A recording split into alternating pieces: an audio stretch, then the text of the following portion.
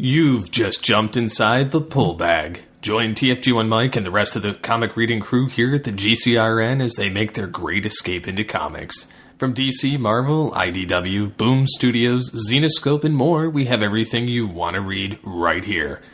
Transformers comics? Yeah, we cover that. He-Man? Yeah, sure. DC superheroes like Batman, Batgirl, Nightwing, and Batman Beyond? Yep, we have those too. How about TMNT from IDW and I Hate Fairyland from Image Comics? Yeah, we have all that here. Plus, so much more. It's all inside the Pull Bag here on the Geekcast Radio Network. So without any further ado, it's time to talk about the comics we are reading right now here inside the Pull Bag. Hello and welcome to the Pull Bag. This is episode 380.5. That's right, another 0.5. As always, I'm, of course, TFG1Mike. Joining me is the host with the most, Ryan Drost from Star Joe's. Hello, sir. Hello. Thank you for having me on again. Absolutely. It's been a while. It hasn't been a full year, but it's been close. Yeah.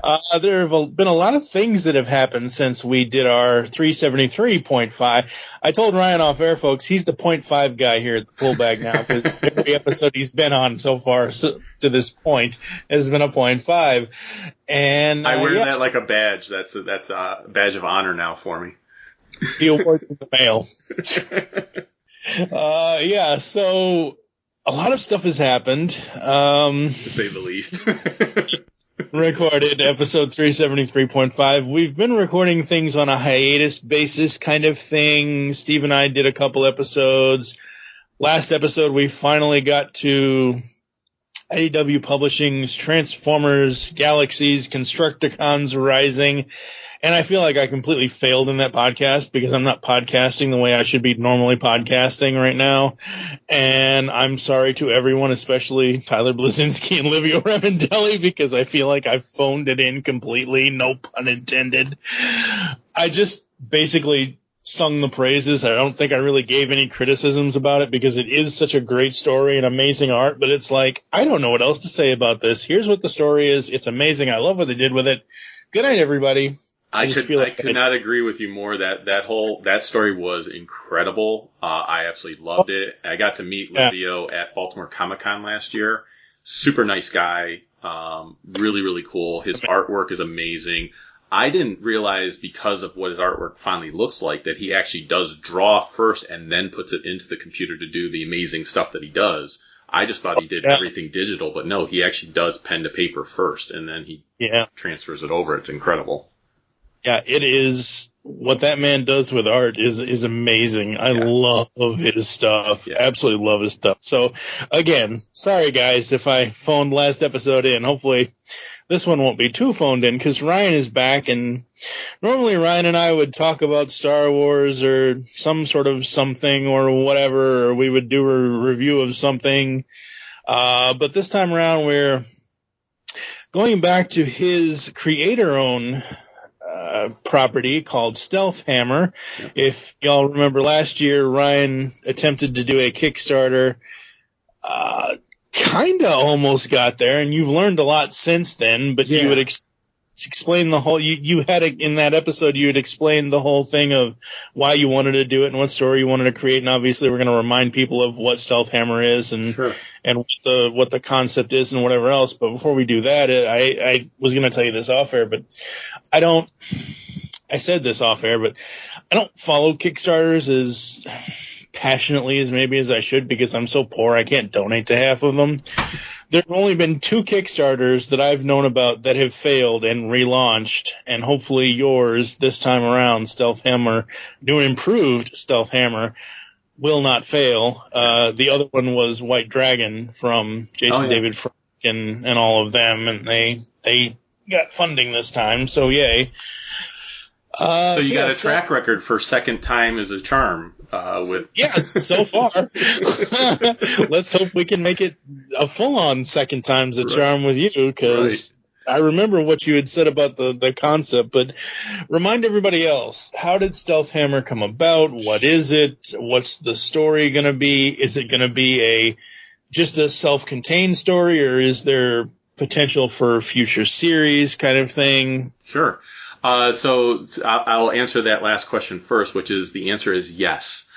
So this first issue that we're looking to make is a self-contained story. However, there are a lot of things that happen throughout the issue, and there's a bit of open ending to the story that opens it up for where we want to go with everything. So, but it is a nice one and done story, so you can read it, and if nothing else ever gets produced from it, then you still have a nice story that you can read and enjoy. But yes, we have grand plans for once this is produced to get it out to some publishers, and we would love an ongoing series because I have probably at least 30 plus issues in my head that would tell the full story. But if we could even just get a 4-issue miniseries, I would be thrilled just to get it out there, and then hopefully people would love it, and then they would come back and say, yes, we want you to do even more. So, but first hurdle to overcome is the Kickstarter to get the first issue even made. To remind people what it's about, Stealth Hammer started off actually as a nickname that my wife had through some places that she worked at. She got Stealth at one place because she was known for swooping in and getting. She works as a graphic designer, so she'd swoop in and kind of drop a concept idea or a submission in for a client, and the client would end up picking hers, even though a bunch of other people submitted like 4, 5, 6 different options.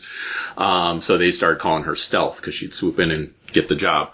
And then she got the Hammer because she at another company she was in charge of brand compliance, so she had to make sure that everything was following the way it's supposed to be followed. So you're dropping the hammer on stuff. And then the two names just kind of blended together, so she started being known as Stealth Hammer, and we always joked that it would make a great superhero name. And then she had a milestone birthday a few years ago, and I decided to have her drawn as the Stealth Hammer. And once I saw the drawing, it became very real to me that this actually could be a comic book story. And once I thought of that, the ideas just started flooding in. The floodgates opened up, and I just started writing down ideas and who her supporting characters were, who her villains were, what world she lived in, how did she get her powers, what were her powers, all of this stuff started happening. So the elevator pitch for it is that she is a superhero caught in a world of high-tech gadgetry and supernatural mythology. And so I always relate it to, think of Miss Marvel, the current Miss Marvel, in the world of Mega Man meets Thor. So. Now, you do understand that at some point in that whole pitch, when you said dropping the hammer, the first thing I thought of was Tom Cruise in the very beginning of Days of Thunder. I'm dropping the hammer, and Robert Duvall is like, no, you are not. Very nice. I love it. And there's, as I was thinking of like where the story origin is and everything else, she actually finds out that she is, so she gets her powers through, I want to say quote unquote accident. There was actually sabotage involved. And there's a mystical element that plays a factor into that occurring, and she gets these powers. And I mentioned her being like Miss Marvel because Miss Marvel, if you've ever read the beginning of that character, she's very much into superheroes, and she's just like, she just wants to do good in the world because she's looked up to the original Miss Marvel, who is Captain Marvel now, and she's just wide-eyed and like just wants to go out there and save the world. And that's really how this character is. She's got that never give up attitude. And that's really a theme for my character, is like, her catchphrase is, that's not how this story ends. So when people think, everything's over, she's like, nope, no, it's not. We gotta, push ahead. So she gets at least until Rogue comes along and right. Her powers. Right. So she gets these powers, and there's hints of this in the first issue, but she will find out later that she is actually part of a legacy of protectors of the planet and of the people on the planet. And this traces, her family lineage actually traces back to several different people, including King Arthur and Thor himself. So hence there being a whole hammer continuity there. Exactly. So, and my Thor is not, I'm not basing it off of Marvel, of course. It is based off the true mythology of Thor. And, in my story, he's not a god. He's just somebody that was imbued with power, which, of course, during his time would mean that people would look up to him as a god, which is why now there's stories of him being a god. So. Right. I mean, not everybody can have a beard and, a raccoon as a sidekick. Right. That is true. That is very true. Not everyone has his friends from work. I do, exactly. I just watched that movie the other day, which was fantastic. But I do, and speaking of sidekicks, I do have some awesome sidekicks for her. There's one which is Ari the Elf, who is this little impish character. He plays a role in the first issue. He's shown very briefly, but he plays a very important role. And he is that cranky old elf type character. He's like, to coin a phrase of the Smurfs, he's about 3 apples high. And but he's grouchy, he's snarky, but he also has the heart of gold. He wants to help out. He is the Yoda character for her. And then we have Watts, who's a robot a little assistant robot, because her dad's an inventor and a tech guy, and he has a bunch of robots that work for him. And he invents stuff constantly. Well, she built a robot when she was little that kind of helped her around with chores around the house. And, in this first issue, we see Watts, who is just broken in her room. Again, this is a character who, if we get to go beyond this first issue, we will see him reinstated, and he will actually be a nice counterpoint to Ari the Elf, who's grouchy and snarky. Watts is more helpful and positive. So, they'll play off of each other very well. They won't want to work together, but they both have a common interest in helping Stealth Hammer out. So. Let's hope she doesn't go to the dark side anytime soon, because I'm like, she built him when she was a kid. Yes. Oh no, this is going to go down a dark path. Oh yeah. Well, I will tell you for a fact, there's a reason that you hear stuff like that in the story that I'm doing. There's absolute influence. This is my love letter to the things that I love, the things that, whether it was comics or movies or any type of pop culture. This is my love letter to all those things I grew up with that influenced me. So there are references, of course, to Star Wars. In fact, there's a line I know for a fact where her uncle, who is her opponent in this first issue, he says, he realizes that it's his niece, who is the Stealth Hammer, and he said, he's amazed by this, and she responds by saying, you'll find I'm full of surprises, which is a line right from Star Wars. So, there's a, well, it's a good thing that, they can't copyright that direct line. I mean, the only lines they can really copyright is like use the force and blah, blah, blah and whatever. And I do have a line that's right from Ghostbusters, but I actually acknowledge the fact that it's from Ghostbusters in it. So, I should be safe there. There is a Volkswagen, a yellow Volkswagen Beetle, that turns into a robotic monstrosity that she battles, but it does not look like Bumblebee, but it is a nice little homage, a little nod to the fact of Bumblebee. So there's, you just gotta be more careful because of, it's not Hasbro you have to worry about, it's Volkswagen probably you have to worry about. Well, we don't have the VW symbol on it. It just looks like that type of car. It's just like, yeah. I mean, people draw Volkswagens all the time. Right.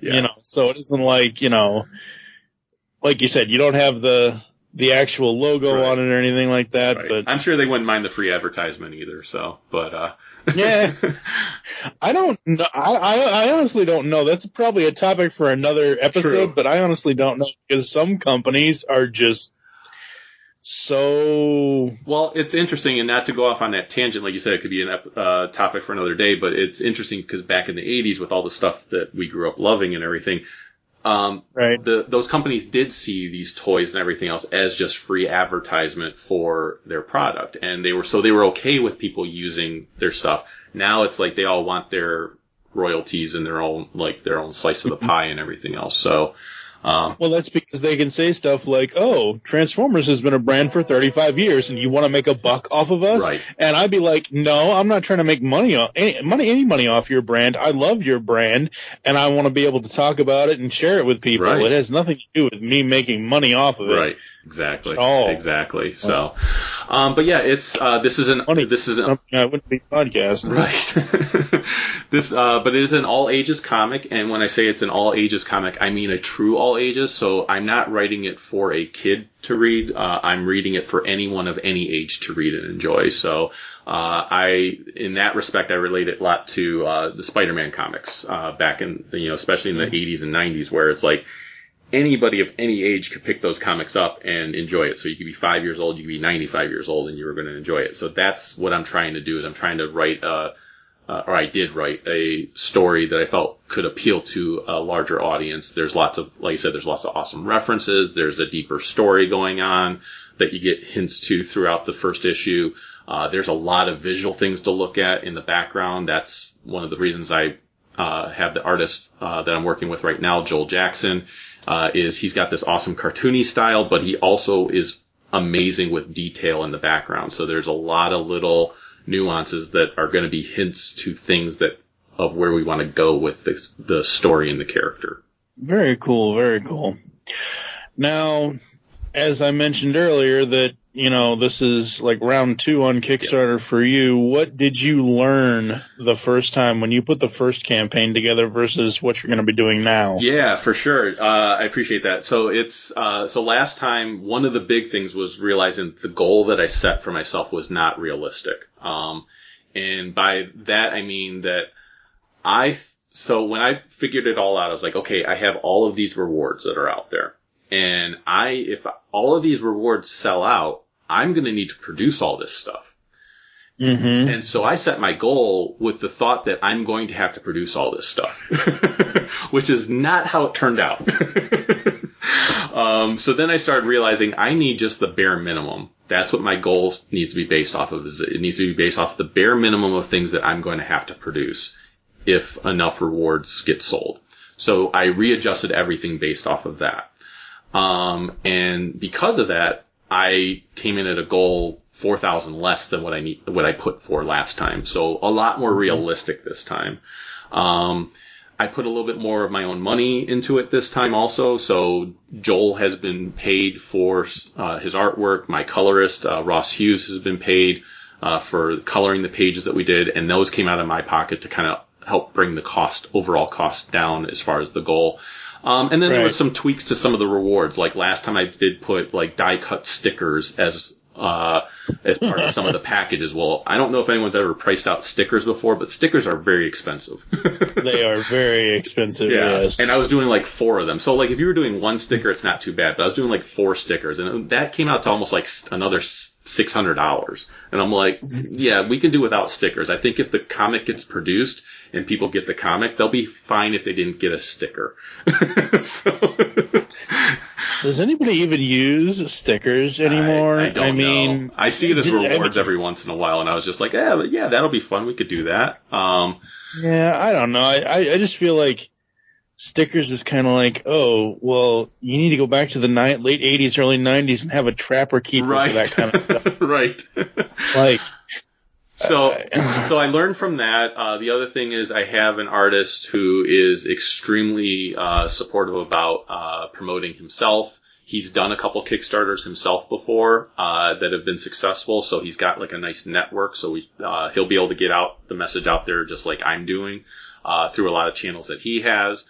And then I also have a colorist this time, and he's going to put it out there as well. So like I have a lot more people kind of putting things out there. I've also did a lot of promoting early this time. So last time I was so focused on getting the Kickstarter put together because I had never done one before that I got right up to the launch date and I did the launch, and then I was like, now I got to promote this thing. So while it was already launched, I was promoting it during that time.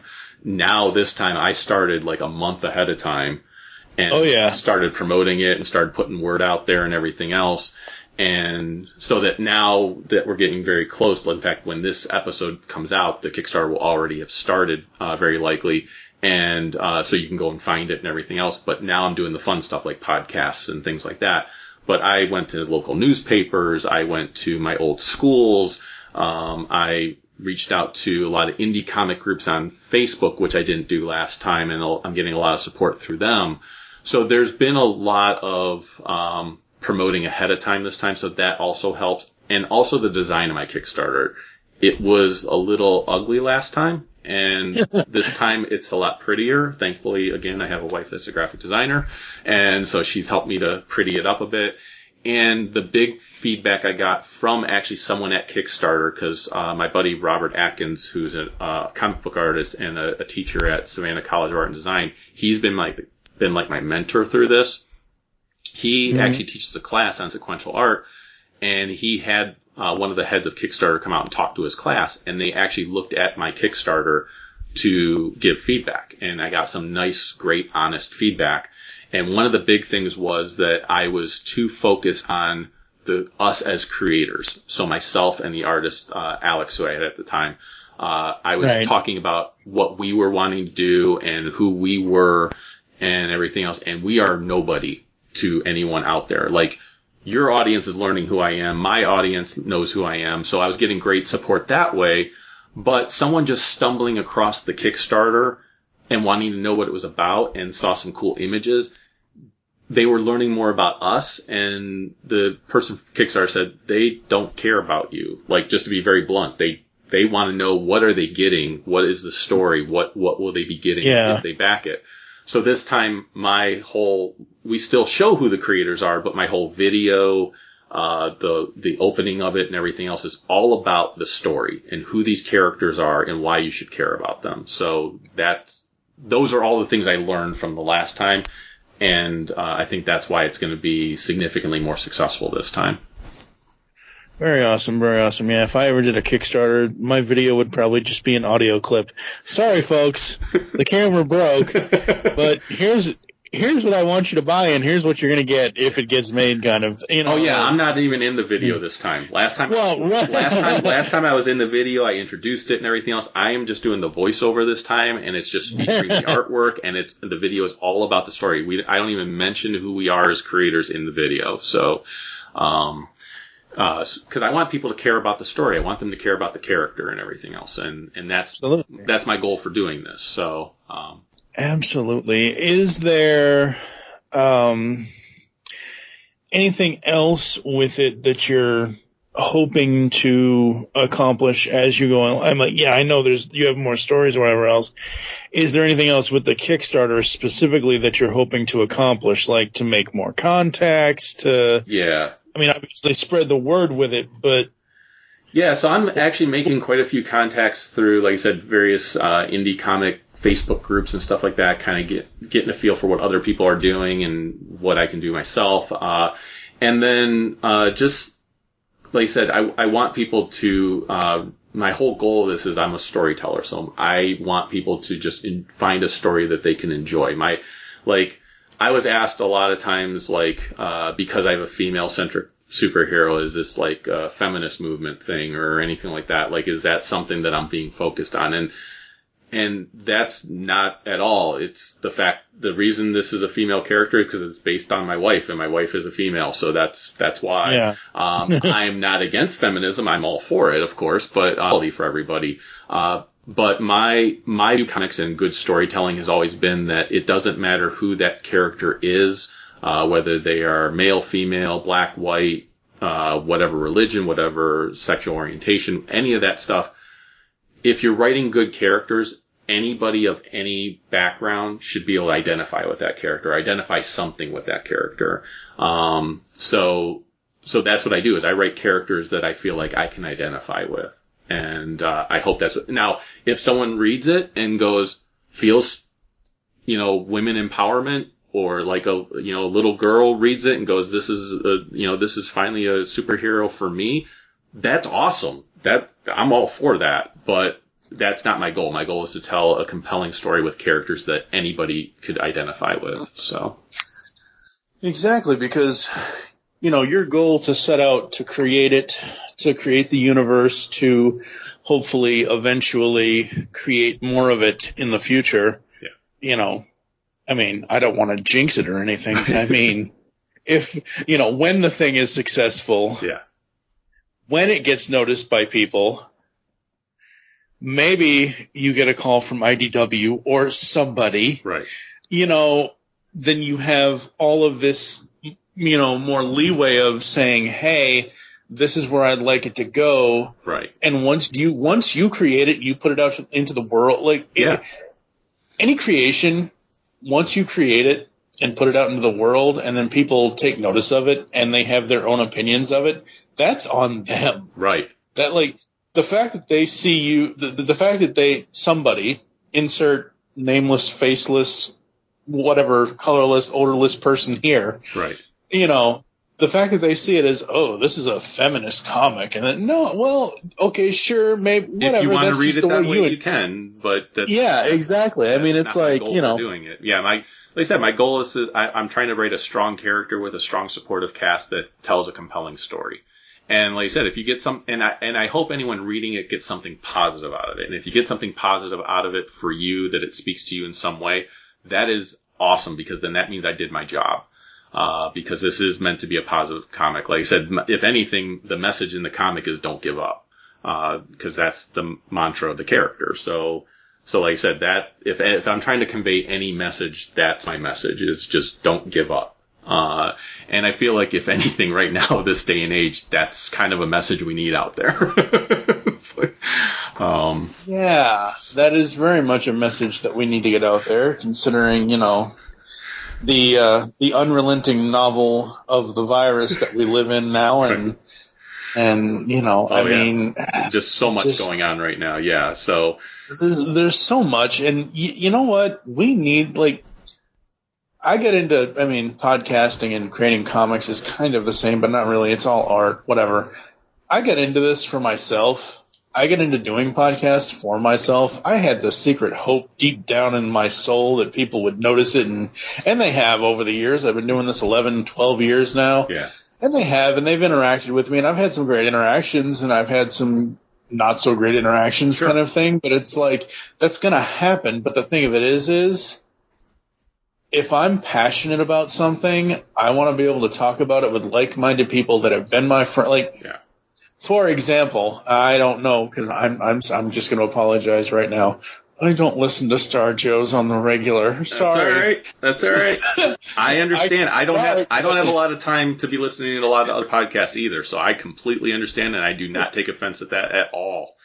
Well, I always feel bad about it, because I'm like, oh, I've been listening to insert show name here for X number of years, but then I dropped off and I don't listen now, and it's like, But my point is, if you guys ever covered the Darth Vader 2015 Marvel series with Kieran Gillian, and amazing. And then when they first started, I think I'm up to volume 3 and 4. Yeah. To be able to cover that series, those are the next ones in that series. So I'm like, people need to enjoy something. Yeah. Ryan and I enjoy this. Let's get on a Skype call. Let's talk about this. Let's record it. Let's edit it. Let's put it out there. Right. And hey, people, here's something for you to enjoy. Here are our opinions, or what we see from the comic that we read that we enjoyed. And there may be things that we don't enjoy, but. And I understand there are people out there that will do those, haterade podcasts, but some people that I know do them intelligently. They don't just sit there and bitch about it. Yeah. They sit there and say, well, perfect example is something we all love, or at least something I love.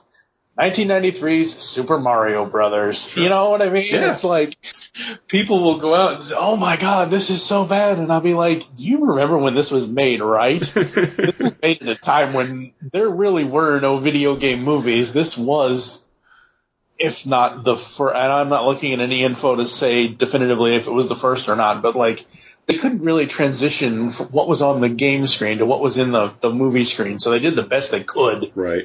So, and I will tell you, and you and I have had conversations like that before, if someone loves something and enjoys it, I totally applaud them. I will still say it if I liked it or not, but I don't want to take it away from somebody else's enjoyment of it. So that's a big thing for me, is I'll give you an example. Like, I don't like Twilight. I've tried it. I tried reading the book. I watched the first movie because I was like, I can't hate on something if I actually didn't see it, you know? So I watched the first movie, not for me. But obviously there's a huge following of those stories, and there's people that just adore them. Great. They're not for me. I didn't like them, but I am not going to take your joy away from the fact that you do love them, you know, like that. Exactly. So, you know, yeah. So you take two of the things I mainly talk about for the most part, and most people, I'd say one of the things that I talk about a lot on Facebook and sometimes on Twitter. I use Facebook more than Twitter these days, but anyway, that's a discussion for a different day.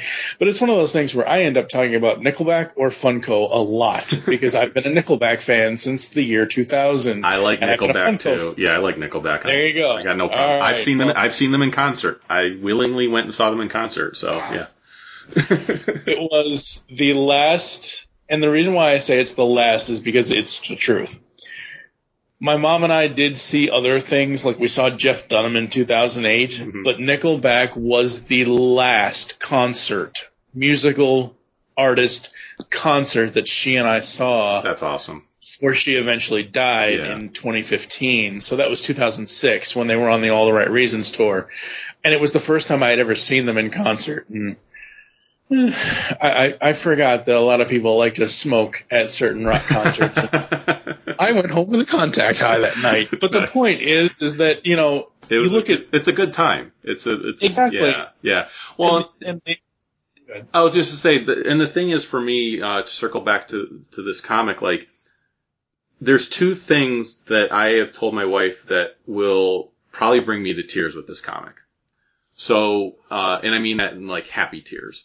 One is that it actually gets made. So when I finally get this comic in my hand, a printed copy, something that was just an idea in my head 2 years ago that I worked on writing and fleshing it out and worked with other people to get it fleshed out and everything else, to finally have that shipment of comics show up at my house, to get out to other people and to hold a physical copy of it in my hand, I will absolutely have tears of joy to see like my name on it and that this actually became something real. That's just one of those little moments in life where it's just like, this became something. The other thing that would give me tears of joy is, let's say this does get picked up, which that'll probably make me cry tears of joy too, is if somebody picks it up. But if somebody does pick it up and it's out there, and let's say I go to a convention as an actual guest or artist alley or something like that, which I've not really been on that side of the table before. And if some kid actually came up to me and either was A, dressed as the Stealth Hammer character, or B, told me that Stealth Hammer was their favorite superhero, I will number one, I will need to take a picture with that kid. And number two, I will absolutely have tears of joy. Like, the fact that it would mean that much to somebody else like that. So it's those things in life as to why I'm telling this story, is because I have this story to tell. I think it's worth telling. I think it's a very compelling story with a lot of depth to it and everything else. And some of the things I might be saying here might sound superficial, surface level things that you hear from a lot of superhero stories, but there is a lot of depth to this story. There's, I mentioned how there's a lot of stuff in the background. There's hints to other things. When you see the very first page of this, which you'll be able to see the first page of this on the Kickstarter, so you don't have to wait till the issue comes out, there is it's a scene of her in her bedroom, and there's a lot of stuff in her bedroom. And I can tell you right now that some of the things that are in her bedroom are hints to things that will happen in the future, if we get to go beyond this first issue. And the thing I loved about it is the fact that I wanted to create a scene where if you read issue 2 or 3 or 10 or something like that, you might see things in those issues where you're like, wait a minute, and you go back to issue 1 on the first page, and there it is. So exactly. Yeah. So absolutely. All right, so as you said, the Kickstarter will probably be live, obviously, once this episode is released. People can click on the link in our show notes on geekcastradio.com to check it out. Donate if you would like. Share it, please, whether you donate or not. Spread the word, because this is going to be fun. I do remember it was one of the things where I'm like, I told my wife, Karen, I'm like, you know what? I've known this guy for a while. I actually really, and not that I don't enjoy the conversations that you and I have, sure. They're so infrequent. Yeah. But it's one of those things where it's like, I actually enjoyed the conversation. I liked what he had to say. I think this is a cool thing. I don't back a lot of things because, like I already said, not to put a too fine a point on it, I'm poor. Sure. I'm like, I want to back this. So I backed it the first time. I don't know if I'll be able to back it this time. I will try. Sure. But it's one of those things where I'm like, ooh, great. And then, no funding. Damn it. Yep. What's wrong with you people? Well, and I will tell you, even if someone's out there and listening to this, and this goes for you as well, even if and I understand with the state of everything being out there, money can be very tight for some people right now, especially right now. If you can't back it, the best thing you can do for me is share it then. Absolutely. Because that goes a long way. Kickstarter is very grassroots. Yes, there's people that have big followings and everything else, but a lot of us independent creators, it's a grassroots thing. It's just getting it out there, sharing it with people so that maybe there's, like I said, maybe you can't back it, but maybe maybe 3 people you share it with can back it. And that's going to be that's going to be awesome too. So that's what I ask of anyone out there is to at least go to the Kickstarter, check it out, see that it is something fun and something worth looking at, and then share it with people, even if you're not someone that can back it. And we do have a nice variety of rewards. So they're, to give people, that can't afford a lot but still want to read the issue, to people that can afford quite a bit and want to get some extra stuff. So I know we're doing a 28-page story. So it's 22 pages of a main story and a 5-page backup.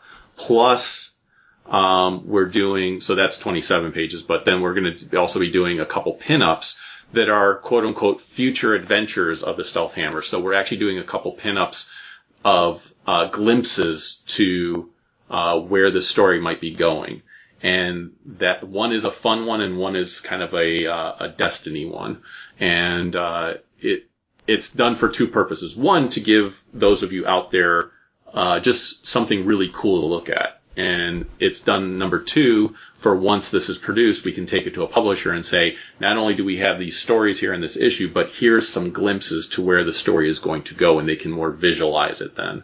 So that's going to be really cool. So there's since it's a pretty bulky issue, we threw everything into it. It's going to be, there's a $5 option for this just digital, and there's a $7 option for the physical copy. So I feel like those are pretty affordable. And then, we have stuff that goes all the way up to like $100 there's a behind the scenes, art book that I'm going to be putting together that you'll actually be able to see concept art and everything else. And then there's, Joel is going to be doing some commissions, for a reward. There's a version where you can get the original script so you can see kind of where it all started from. There is, we have some original artwork because Joel works, digitally, but I have Shannon Gallant, who has worked in comics for a long time doing G.I. Joe and a bunch of other stuff. He's going to do a pinup that's going to go in there, and we're going to have his original artwork, as one of the rewards. Robert Atkins is going to do a variant cover for the issue, and he will have, his cover will be up, as well as for a reward. And then we even have it where there's 5 characters in the story that are just like little side characters that appear in the issue that I don't know what they're going to look like. So guess what? We have a reward where you can actually be one of the characters. We will ask for a photo of you or whoever you want it to be of, and they will, Joel will draw you as that or that person as a character, and then that person's name will also appear in the inside cover credits as that character. So you'll get your name in the issue plus your likeness will be drawn in the issue as well. So there's a nice wide variety. And there's a few other ones I didn't even mention, but like we went from all the way from $5 to $500, and there's a lot in between there. So you can find what works for you, to really make it work there for you. Very cool. Very cool. Awesome. It sounds great, just like it did last time. Yep. And one thing, hopefully this time. Yeah, and one thing to throw out there too is a reminder that you do not get charged unless we hit our goal at the very end. So if you're someone that's like, I want to back it now, but I'm not going to have the money until like August 15th or whatever. We're starting July 25th. It goes until August 23rd, I want to say, if I'm remembering right. So you won't get charged until August 23rd, and that's if we hit our goal. So right, yeah. I always recommend people back it early, because the earlier you back something, the more attention it gives to that project, and that allows other people to then notice it as well, and then we're more likely to actually hit our goal. Very true. Yeah, that's the one thing about Kickstarter that I kind of knew, but obviously since when we had our last conversation last year, I'm like, oh, that's good to know, because they're, and I know it's not the creators, but sometimes, and it's not, at least in this case, it's not Kickstarter, but certain companies will be like, oh, we have this project that we want to fund. Well, guess what? We're going to take the money now. Yeah. And if it doesn't get funded, you're screwed. Yeah. Kickstarter, thankfully, is not a company that does that, because, as you said, if it doesn't get funded, you don't get charged, but you still show up as you did back this project, right? Kind of thing. And like I said, hopefully this time around, oh yeah, Stealth Hammer does get funded. And yeah. Well, and it's one of those things too. Like I wouldn't be telling a good story about never giving up if I gave up after the first time. So very true. It's like, hey, everyone, don't give up on what you want to do. But we weren't successful the first time, so we're done. Yeah. And that's true also for getting it out there to publishers. Like, I know I'm going to get a lot of no's. Like, once we get this thing produced and we start going to publishers, I know there's going to be a lot of publishers that are going to say, yeah, it's not for us, or no, this is garbage, or, you're going to get all of that. You have to be ready for it. But it just takes one publisher to go, yeah, this actually looks really good and really exciting. We would love to do this. So, yeah. I don't know, because I'm not an employee of this person or these people.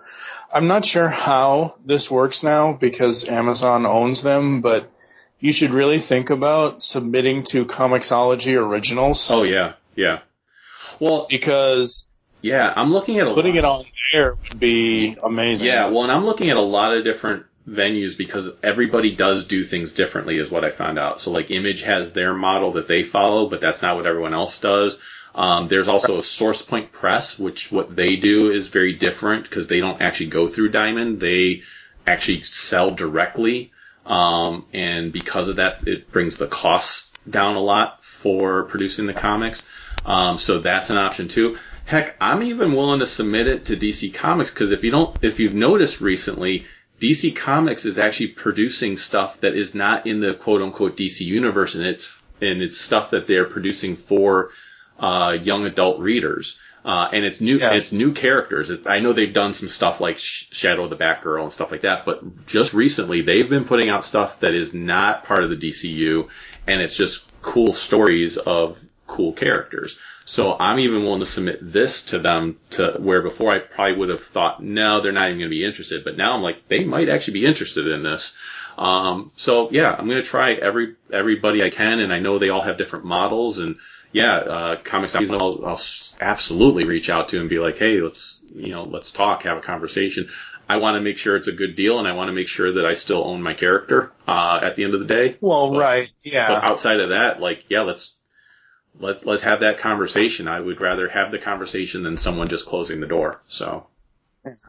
And you're only going to get an answer. You won't get an answer until you actually ask. Absolutely. And that's the only thing you can do is put it out there. Once you put it out there, it's out there, and it's like, hey, this is a cool thing.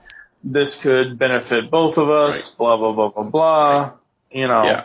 So it's exciting times. It's interesting times, because obviously there's been a lot of mix-up going on in the comic world anyways. So it could be a good time for something like this to pop up on some publishers' radar. So I'm excited about it. Like I said, I've got some really cool characters. To go back to speaking about my artist, Joel Jackson, he has been working in indie comics for a while now, and he's just got this awesome style, and he adds so much to the characters. I've often told artists, like, hey, if you draw something in an issue that I didn't have in the script, like, that might become part of a story element. So what he did was, there's Dr. Everett, which is Stealthhammer's father. And he is this sciencey tech guy, like I was mentioning earlier. So Joel drew these little robot guys. They remind me of the batteries not included robots. And they don't look like that, but that's what it reminds me of, because they're like small like that and everything. And they're they're these little helper guys that can build stuff. And he drew these little guys, and I saw them, and he just sent that to me as like a sketch for Dr. Everett. And I was like, what's this robot in the shoulder? And he's just like, oh, I just threw that in there. I thought that'd be something he would create. And I'm like, yeah, you're absolutely right. He would. I really like it. We need to do something with this. And so then he created more of them, and you'll be able to see them on the cover. You will see the cover image at the Kickstarter campaign as well. And there's a bunch of these little robots. I didn't know how many of them he was going to draw, but he drew a bunch of them, and I went back to him and I was like, these are awesome, but you also realize I got to come up with names for all of them. But he's adding stuff like that. Like, he added that. We got these little creatures called the Tokolosh. So I've done a lot of research on mythology creatures and stuff like that, that all plays into this world. And Tokolosh are like these little gremlin type creatures. They're smaller than gremlins are, but they're still mischievous and stuff. They do not multiply when they get wet or anything like that, but they are created by dark magic. So dark energy is what actually creates them. So we kind of made our own version of them, and they're just these fun characters. They're the chaos to Dr. Everett's robots of order. So they work off of each other really well for that reason, and they're going to be a lot of fun. They only appear on the cover, and Joel might put a few, one or two of them in the background scenes of the first issue. And then there's definitely a scene, one of the pinups features the Tokolosh chasing down Watts the robot, who Ari the elf is riding on top of. So, it is very cool imagery and a lot of fun things that why I want to be able to tell stories going forward with these things. I did not want to cram too much into the first issue's actual story. So some of these, like I said, some of these creatures, you'll see them, you'll see hints of them, but there won't be a lot of story element around them, because I did not want to do Spider-Man 3, where I crammed everything into one issue. I wanted to tell a good, compelling story, really well defining the hero and the villain for that story, and then give hints that there is more out there to really develop. So, but like I said, Joel keeps adding these things, and it's really awesome, because it really does help expand this mythos, expands the story. And then, so he's done the artwork and the inking and everything. And then I was able to reach out to through some contacts and get in touch with Ross Hughes, who has done a lot of coloring for DC Comics. He's done some stuff for independent comics, and he's done a few things here and there for Marvel.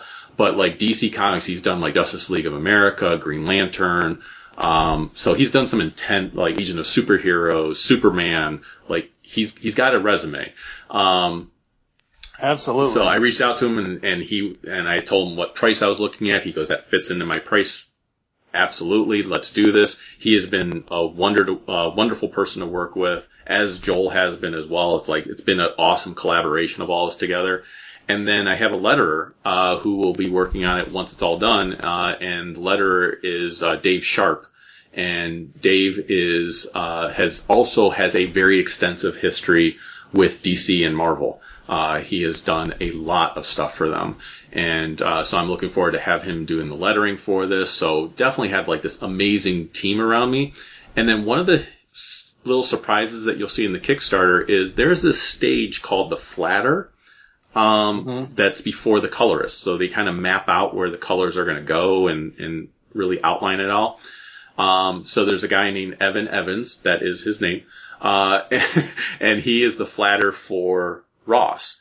Well, I reached out to him because I said, I want to give you credit for what you're doing, and I want to feature you on here and everything else, and he said, that's awesome. I really appreciate that, because normally it's a position that no one pays attention to. But I think it's really cool. And he says, my daughter, I've actually been teaching her how to do this, and she actually did the flatting work for a couple of your pages. Would you mind giving her some credit as well in this? And I said, I think that's a fantastic idea. And his daughter, I don't know how old she is, but she's like early teens.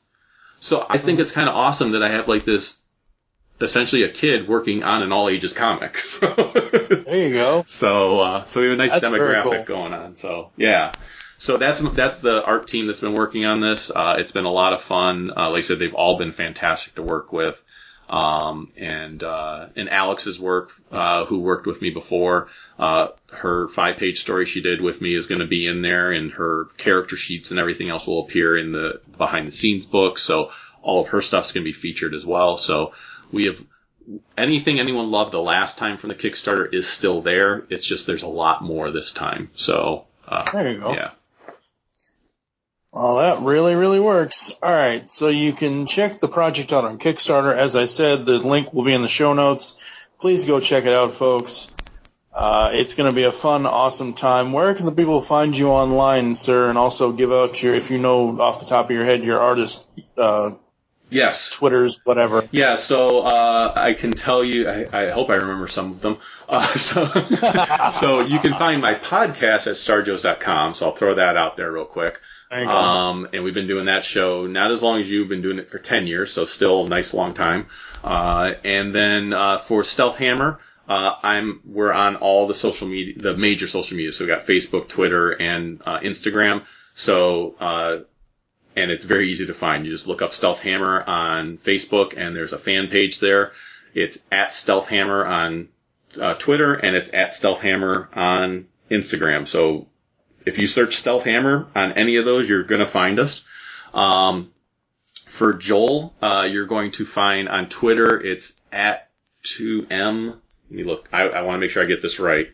Because otherwise I would kick. Yeah, I know, right? No, I have it because I've put, tagged him quite a few times. So it's 2HM Comics. So and that stands for Two-Headed Monster Comics, which is a business that him and his wife have.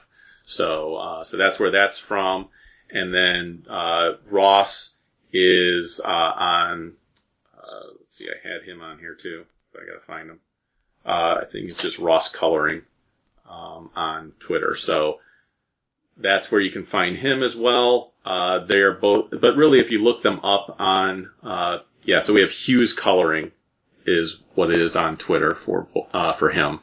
And, him you can find, and both of them, if you did like Google searches, you can find them very easily, and you'd be able to see like, I know for Ross you can see like over 1,500 pages that he has colored, and it's an incredible library. Like it's on his DeviantArt page. It's like you can get lost looking through all this stuff.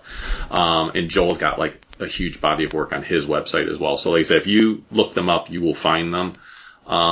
But yeah, that's where you can find this project, though, is you can find us at, just search Stealth Hammer on Facebook, Twitter, and Instagram, and you will find it. And I'm updating all of those, as often as I can. So anything you see on one, you'll find on the other one as well. So don't feel like you have to follow all of those. I would obviously love it if you did, but you will find the same information on all of them because I want to keep everybody informed no matter which avenue is easiest for them. Very cool, very cool. Awesome, awesome. Yes, cannot wait for Stealth Hammer to hit us with her comic book. Yes. One of her powers is the Fists of Fury. So, that was something my wife coined a while ago, and I believe it's a Bruce Lee term as well. It was a movie of his, I believe. Yep.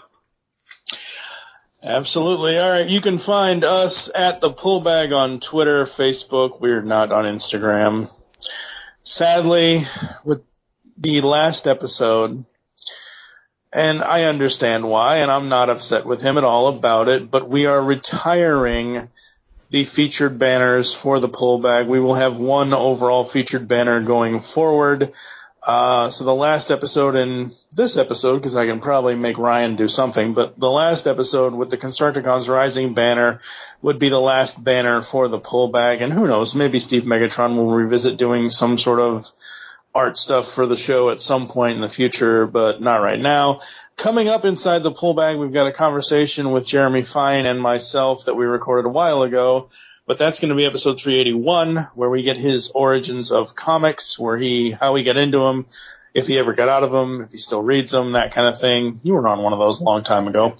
And then another Origins comic series is going to come up in 382, where I talk to the hosts of Married with Comics, Jonathan and Maggie Schaefer-Hames.